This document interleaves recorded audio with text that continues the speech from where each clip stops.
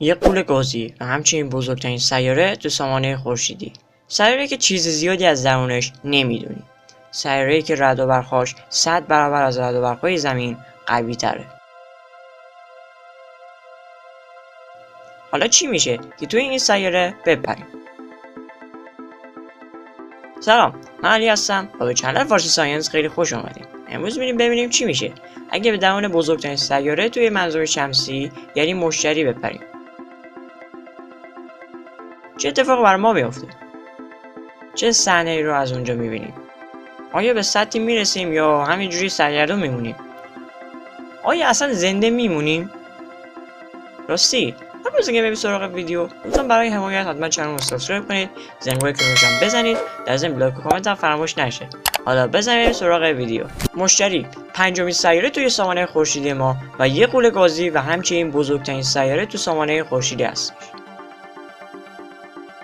این سیاره به چیزهای مختلفی مثل نقطه قرمز رنگ غول پیکر، اندازش و تعداد ماهایی که داره معروفه.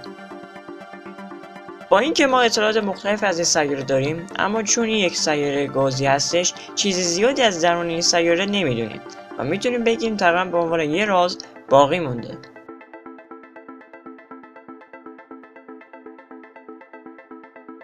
حتی ما نمیدونیم که این سیاره هنوز سطحی داره یا نه، اما به احتمال زیاد این سیاره هیچ سطحی نداره و فقط از گازهای مختلفی مانند هیدروژن و هلیوم تشکیل شده.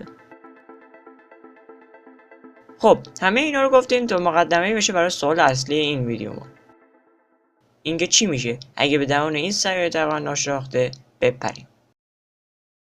در واقع حقیقت اینه که اصلا به این سیاره نمیرسید، چون از فاصله 300,000 کیلومتری به بعد تابش به لباسمون نفوذ میکنه و ما رو میکشه. اما فرض بکنیم که یه لباس فضایی جادویی داریم که اجازه میده زنده بمونیم و تحت هیچ شرایطی نمیمیریم. در ابتدا با سرعت 180,000 کیلومتر بر ساعت از بالای جو شروع به سقوط میکنیم. این خیلی سریعتر از سرعتی هستش که از بالای جو زمین سقوط میکنیم و دلیلش هم اینه که گرانش مشتری خیلی بیشتر از زمین هستش. هنوز میتونید خورشید رو تماشا کنید، اما دیگه شما رو گرم نمیکنه. حدود 250 کیلومتر پایینتر میتونید به ابرهای آمونیاک برسید و دمای منفی 150 درجه رو تجربه میکنید. ابرهای موشعی باعث ایجاد بادهای قوی با حداکثر سرعت 482 کیلومتر در ساعت میشود. در واقع انگار توی یک گردباد غول پیکر، اما رنگ است. این به این دلیله که مشتری سریعترین سیاره در حال چرخش در منظومه شمسی هستش. یک روز روی این سیاره تنها معادل تقریبا 9 ساعت زمین هستش. وقتی 120 کیلومتر پایینتر از جایی که بودیم برویم به عمیق‌ترین جایی میرسیم که تاکنون کاوش شده. در سال 1995 کاوشگر گالیله ناسا این کار رو تا این حد انجام داد قبل از اینکه به خاطر فشار زیاد جو مشتری نابود بشه.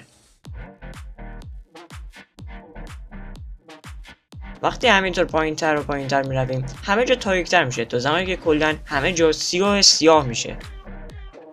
تنها منبع نوری که در اختیار خواهید داشت طوفان‌های صاعقه‌ای هستند که در اطراف شما اتفاق میفته.